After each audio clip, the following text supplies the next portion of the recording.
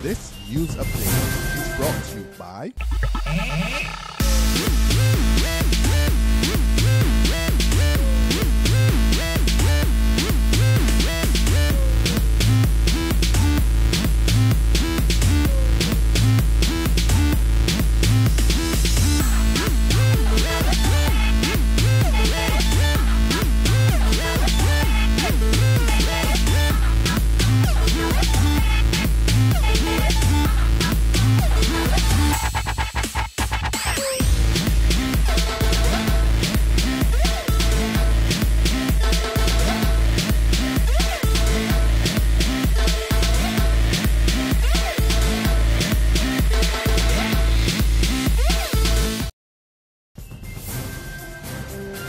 This is the 6 p.m. Barbados Today update for Monday, September 8th, 2014.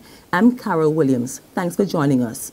We begin with an appeal from the island's top judicial administrator for government to abolish preliminary court inquiries. Speaking at the opening of the 2014 to 2015 legal year in the Supreme Court this morning, Chief Justice Sir Marston Gibson said such inquiries have created a remand problem in Barbados, which have taken on international implications. He said an inquiry conducted by a magistrate or by a voluntary bill issued by the Director of Public Prosecutions is not satisfactory. The CJ appealed to government to urgently amend the appropriate legislation to ease the additional work of magistrates who are already dealing with over 20,000 cases per year. So Marston disclosed that he has received a complaint from a foreign diplomat that one of the nationals has been on remand for 39 months. Lawmen are investigating an early morning robbery at the Esso service station in Paynes Bay, St. James.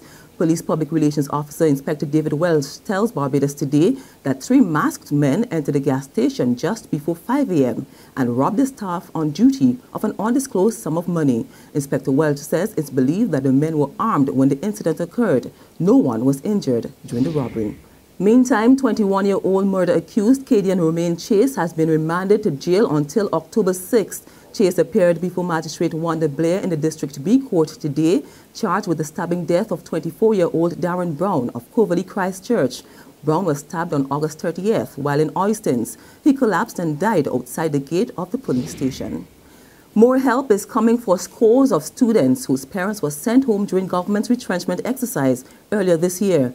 President of the Barbados National Council for Parent Teachers Association, Rhonda Blackman, says they intend to work with schools during this academic year to determine the needs of the students.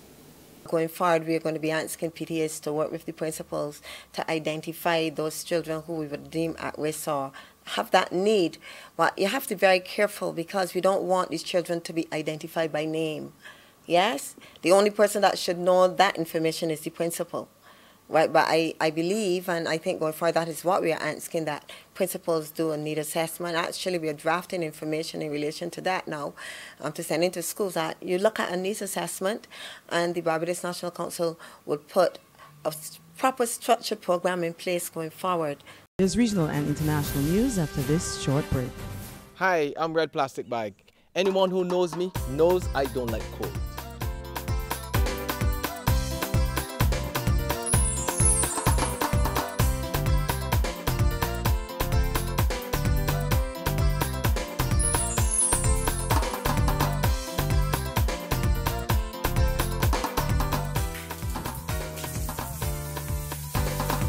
Sunshine reigns in my country. I love it.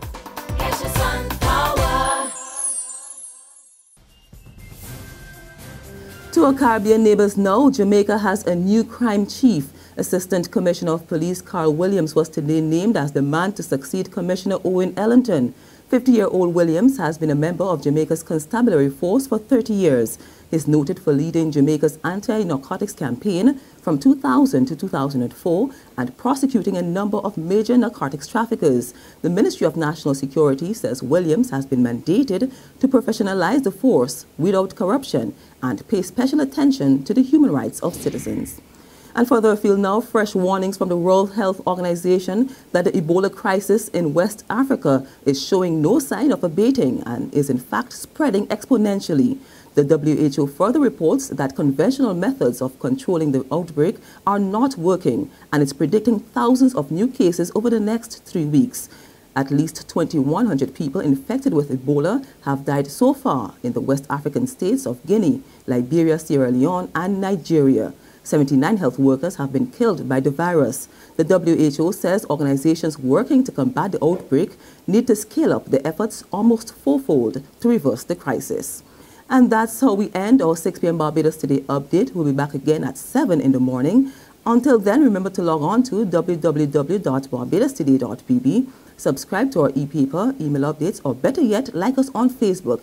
You can also catch us on Izumi Media in bus terminals or screenplay at supermarkets and gas stations near you for the latest news and sports. I'm Carol Williams. Have a wonderful evening. This news update is brought to you by